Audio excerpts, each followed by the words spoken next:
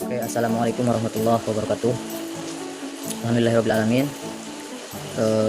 Malam hari ini saya akan memberikan gambaran atau pemaparan terkait apa yang ditugaskan oleh Audrey, karena memang ini salah satu dari tugas memenuhi syarat untuk melaksanakan UTS. Ya mungkin langsung saja. Sebelumnya saya ingin memperkenalkan diri, saya Asmurodi, yang sering dipanggil Asmur.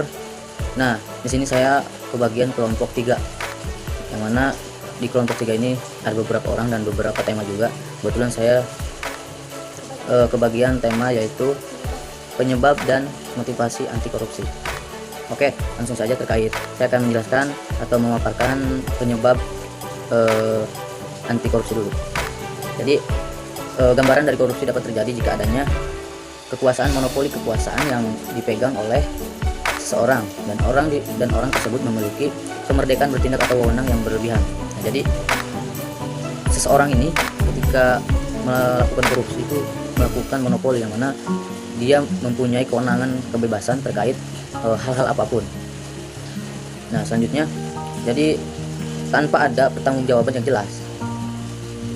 Nah, memang ketika misalkan berbicara korupsi, ini termasuk dalam jerat hukum yang mana dicantumkan dalam UU KPK.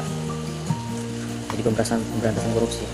Nah, jadi berdasarkan rumusan ini dapat dimasukkan juga bahwa semakin besar kekuasaan serta kewenangan yang luas dan semakin rendah kewajiban pertanggungjawaban dari suatu institusi. Jadi Oke, jadi apa ya? Mengkerucut terkait person. Jadi disebut dengan person lah kalau bahasa kitanya. Jadi otomatis potensi korupsi ini yang dimiliki akan semakin tinggi. Jadi ada beberapa macam yang mana dalam penyebab anti korupsi ini dijelaskan. Ya mungkin saya hanya bisa bisa memaparkan 5 terkait penyebab anti korupsi ini. Yang mungkin salah satunya yaitu iman kita yang rendah atau yang tidak kuat. Yang mana ketika seseorang yang memiliki kelemahan iman sangat mudah sekali untuk berhasut atau melakukan tindakan kejahatan seperti melakukan korupsi contohnya, kan? Jadi misalkan kita tidak mempunyai iman atau keyakinan dalam hati kita, di situ kita akan melakukan hal-hal yang kejelekan, contohnya tadi kayak seperti melakukan korupsi. Jadi apabila iman orang yang tersebut kuat, mereka tidak akan melakukan tindakan korupsi ini. Banyak sekali alasan yang diberikan oleh penindak korupsi ini.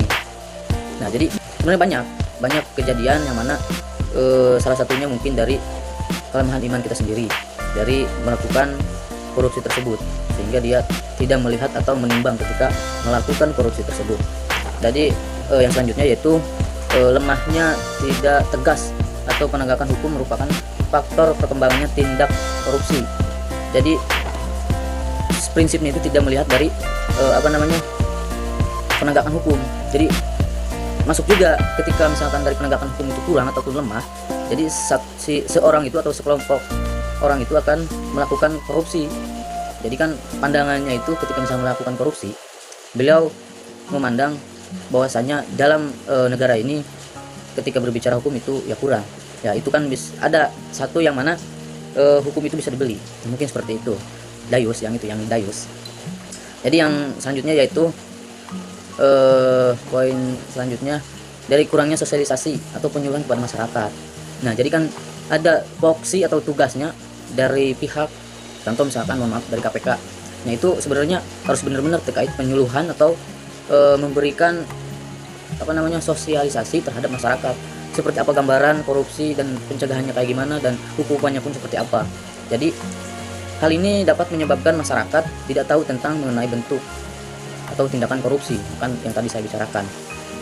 Jadi ketentuan dan juga sanksi hukumnya masuk, dan juga cara menghindarinya. Akibatnya banyak sekali di antara mereka yang menganggap bisa terhadap tindakan korupsi, bahkan mereka pun juga akan melakukan hal tersebut. Jadi ketidaktahuan tersebut masyarakat itu akan akan bertindak yang mana semestinya gitu. Mungkin itu yang poin ketiga. Dan yang selanjutnya yaitu desakan kebutuhan ekonomi. Nah, ini poin penting terhadap seseorang atau kelompok itu melakukan hal-hal yang negatif. Jadi dari sistem ekonomi kita yang kurang. Jadi kan dengan keadaan ekonomi ini mungkin yang bisa disebut sulit untuk mendapatkan, bukan sulit ya berbicara, maksudnya ekonominya rendah lah. Jadi berbagai tindakan pun akan dilakukan oleh seseorang guna untuk mempermudah kebutuhan ekonomi seseorang. Nah, salah satunya adalah dengan melakukan tindakan korupsi. Jadi seperti itu, ekonomi pun berpengaruh sebenarnya, bukan hanya lingkungan. Jadi kebutuhan kita sehari-hari, asumsi kita yang mana kurang dan sulit untuk mendapatkannya, itu bisa saja terjadi dalam langkah waktu kita akan melakukan tindakan-tindakan yang tidak sempurna. Ya, jadi yang selanjutnya yaitu pengaruh lingkungan. Jadi lingkungan juga, jadi sistem yang kuat ini salah satunya mungkin dari lingkungan, apapun itu jenisnya, dan yang kedua mungkin dari faktor ekonomi. Itu yang sangat kuat, yang faktor kedua. Kenapa saya memberikan dari poin-poin ini? Karena memang dari lingkungan dan ekonomi ini sangat kuat untuk memicu adanya hal-hal yang bersifat negatif seperti itu. Jadi yang dalam lingkungan ini yang baik akan berdampak baik juga bagi orang yang berada di lingkungan tersebut. Tetapi bagaimana jika di lingkungan tersebut penuh dengan tindakan korupsi dan nilai-nilai, maka orang-orang tersebut juga terdapat atau terpengaruh dengan tindakan kriminal, contohnya korupsi, kan? Lagi-lagi korupsi lagi gitu kan. Jadi korupsi ini bukan hanya berbicara korupsi, bukan hanya mengambil uang ataupun misalkan mengkorupsi uang. Adapun misalkan waktu, tempat, kita bisa saja itu yang dinamakan korupsi. Karena memang kita berbicara korupsi umum, bukan pribadi. Banyak sebenarnya.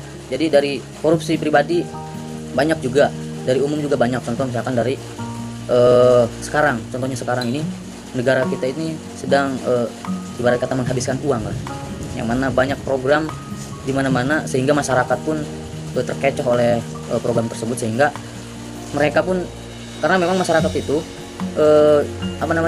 hanya keinginan tahu seperti itu doang. Jadi ketika misalnya ada bantuan dari pemerintah, itu hanya bisa menerima saja gitu, tidak tahu dengan proses turunnya itu seperti apa. Yang mana tadi itu maksudnya, mohon maaf, dalam penurunnya tersebut mereka tidak tahu, masyarakat itu tidak tahu bagaimana seperti apa sistem yang dipakainya seperti itu. Nah, untuk selanjutnya terkait motivasi anti korupsi atau motivasi dalam korupsi, melakukan hal korupsi. Nah, mungkin ada beberapa poin ataupun kata-kata yang seksi lah terkait motivasi korupsi ini. Jadi hidup di negara, contoh di Indonesia itu negara kesatuan Republik Indonesia yang berketuhanan yang Maha Esa, namun masih saja yang melakukan korupsi. Nah, di situ jangan sampai melakukan korupsi ya. Mungkin yang selanjutnya, koruptor mungkin pintar secara akademis, namun sangat bodoh dari sisi religius. Mari kita kembali kepada ajaran agama masing-masing agar korupsi musnah dari bumi Indonesia. Nah, itu terkait diri pribadi. Jadi motivasinya itu kita mengacu kepada diri pribadi, yang mana jangan sampai kita berbuat kebohongan, lakukan dengan hal-hal kebaikan secara jujur dan mentaati aturan. Mungkin cukup sekian dari saya. Jika ada kata-kata saya ada yang salah atau tidak berkenan, saya mohon maaf. Allahumma fiq ila qawmi ilmu dan bakti kuberikan, adil dan makmur diperjuangkan. Assalamualaikum warahmatullahi wabarakatuh.